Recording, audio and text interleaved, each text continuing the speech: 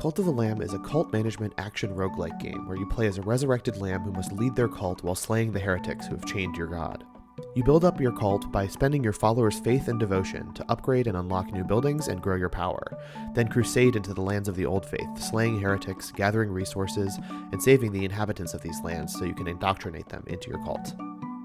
As I played Cult of the Lamb, I kept feeling a certain sense of dissonance that permeates the game. It exists in the aesthetic presentation of this game, we see it in the contrast between its cartoony art style and occult theming, but it also exists in the ways in which this game interacts with genre, as well as the core mechanics that make this game function. As negative of a connotation as dissonance may carry, I believe understanding and unpacking this dissonance is essential to understanding how Cult of the Lamb functions, as well as how it succeeds in its criticism it makes about capitalism and parts of Christianity. So let's talk about aesthetic and procedural dissonance, and how this framework can help us better understand games and the meaning they make.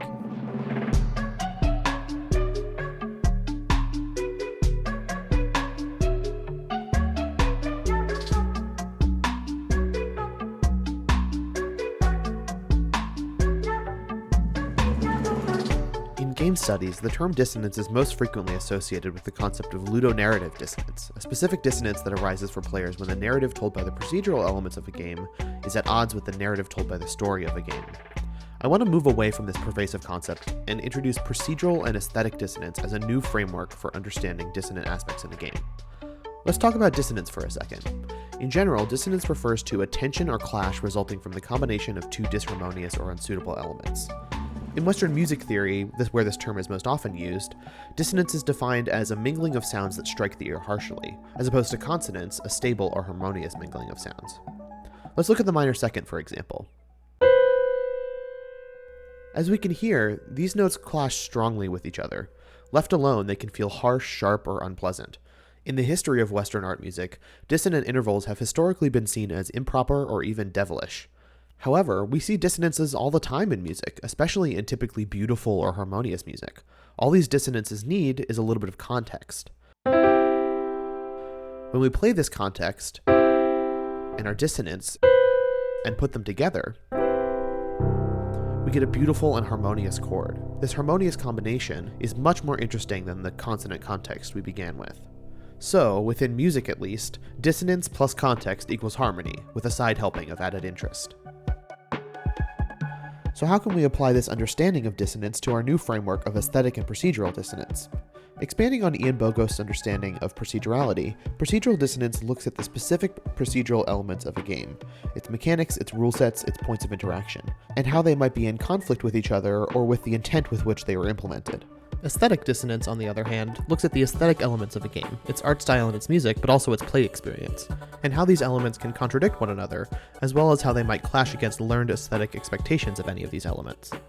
These dissonances operate in parallel and manifest in similar ways. They both encompass dissonances that are internal, that is, tensions between two or more different game elements, but also, perhaps more importantly, capture dissonances against expectation and intent, tensions between the player's or designer's expectations or experience of these elements. These dissonances exist along a similar axis to the MDA framework, which describes an axis of mechanics, dynamics, and aesthetics, with designers creating games from one side and players consuming them from the other. Aesthetic and procedural dissonance exist along a similar axis. Procedural dissonance exists in the space of designers, examining their design decisions and implementations, whereas aesthetic dissonance exists in the space of players, looking at the ways in which they receive and interact with a game. So let's look at the ways in which aesthetic and procedural dissonance appear in Cult of the Lamb. Most apparently, aesthetic dissonance appears in Cult of the Lamb's art style. The game employs a cartoony art style, depicting the anthropomorphized animals of its world with large eyes, heavy line weight, and minimal shading. It amplifies this cartoony aesthetic with the way it portrays 3 dimensions.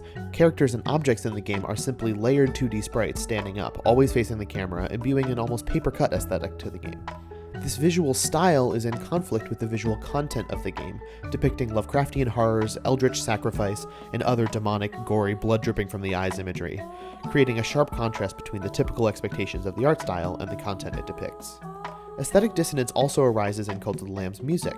Composer Riverboy uses classical instruments as the fundamental timbral material for his soundtrack, employing soaring vocals, flutes, strings, marimbas, classical guitars, and more, all sounds that are often used to make lush, grand, harmonious art music. He contrasts this timbral palette with sampled, glitchy, sometimes harsh electronic beats, creating a palpable tension between the timbral expectations associated with the instruments he uses. There is also a certain aesthetic dissonance within the ways that this game interacts with its genres. Genre is often viewed as nothing more than a way of classifying or organizing games, but from a player's perspective, genre does a lot of work in setting expectations before the player has played or even seen the game, not only in terms of how the game will look, but how it will feel to play and to interact with. This is essential for designers, allowing them to assume a certain level of knowledge or familiarity with a given genre's gameplay loop, and to not have to reinvent the wheel when tutorializing. However, precisely because the genre comes with a set of aesthetic expectations, when these expectations are not met, it can create a strong aesthetic dissonance for the player. Cult of the Lamb is often called a roguelike by its players and reviewers, and is even studied as such. But in playing Cult of the Lamb, players are often disappointed by the roguelike elements of the game, finding them middling or lacking in depth. Players of modern roguelikes tend to have certain expectations about the play experience of these games. Some of these aesthetic expectations include long, challenging progression systems, permadeath that resets dungeon progress, high replayability through dungeon variants between runs, and customizable player builds. Cult of the Lamb doesn't really achieve any of these aesthetic expectations. Its weapon and skill progression system is fairly short and can be completed well before completing the story of the game. It doesn't have true permadeath, saving your progress after each boss you defeat and only making you lose at most one area's worth of progress at a time. The dungeons it generates are pretty linear and do not vary much from run to run. It also fully randomizes the player's build each run, giving them little agency over how they approach each run and little chance to deliberately experiment with different builds. However, Cult of the Lamb does include some aesthetic elements that are unmistakably roguelike. Its maps from room to room are very reminiscent of The Binding of Isaac, its larger area maps borrow directly from Slay the Spire, its isometric top-down gameplay, movement and combat systems, skills and abilities, limited health, and more all give a strong aesthetic impression of a roguelike. This aesthetic impression sets an expectation of a certain play experience for the player, so when the actual play experience fails to deliver, a distinct aesthetic dissonance manifests. You may have noticed that the mechanical elements of the roguelikes I just described bridge into the realm of the procedural and away from the aesthetic. This is where the MDA framework I mentioned earlier is so helpful.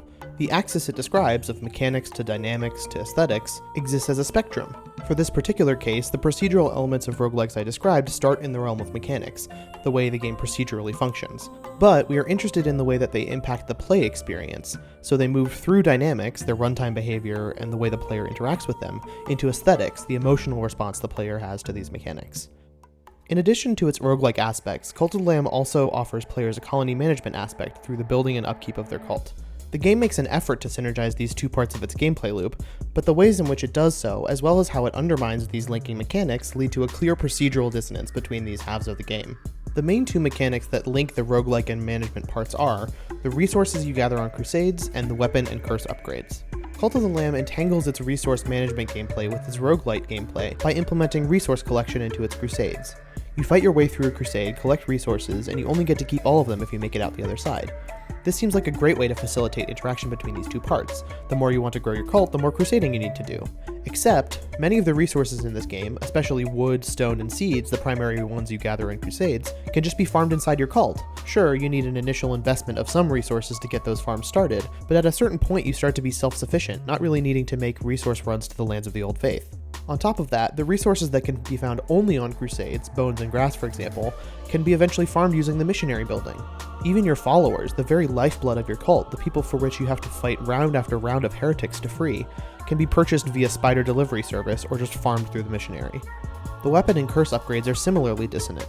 These upgrades require you to generate faith from your sermons, which essentially just boils down to a waiting game. Sermon in the morning, crusade all afternoon and night, and sermon again in the morning. Though they do require you at a bare minimum to keep your followers alive, you can simply forego that part and grind through enough crusades to maintain a steady flow of fresh blood. Both of these mechanics are procedurally dissonant.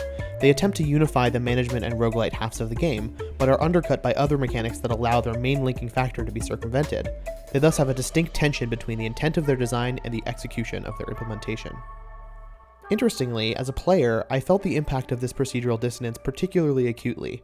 I ended up playing this game by essentially picking one of the main sub-games, the management or the roguelite, and sticking to it for a long period of time, only dipping into the other if I absolutely needed to for resources, in the case of the roguelite, or if I needed to do some mandatory upkeep to keep my cultists alive, in the case of the management game. Quickly switching between these two games felt jarring and dissonant. Moving between fast-paced, reaction-reliant combat and slow, methodical building placement was a shock to the system and required me to reset my brain for one modality or the other. Just as the genre-based aesthetic dissonance bled into the realm of the procedural, this case of procedural dissonance began to impact my aesthetic experience of the game as well.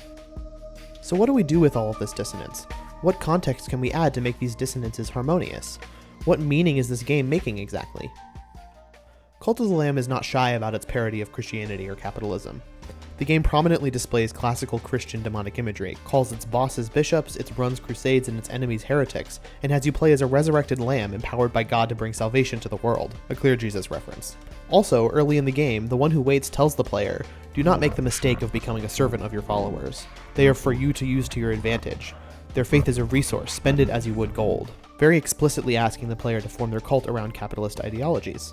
However, by looking at Cult of the Lamb through the framework of aesthetic and procedural dissonance, we can uncover a much more interesting meaning produced by these dissonances. Just as radical sects of Christianity hypocritically ask individuals to uplift and love their neighbor as they are, but shun them if they fail to subscribe to their same narrow set of beliefs, Cult of the Lamb has you lovingly tend to your faithful flock, only to imprison or sacrifice them if they begin to dissent. It amplifies this sense of cognitive dissonance through its aesthetic dissonances, the clash of the cute art style with the horrific visual content, or the contrast of peaceful musical timbres with harsh, glitchy arrangements elucidate the sudden switches between pastoral life and bloody death, and mirror the tension between the messages of love and hatred preached by the church.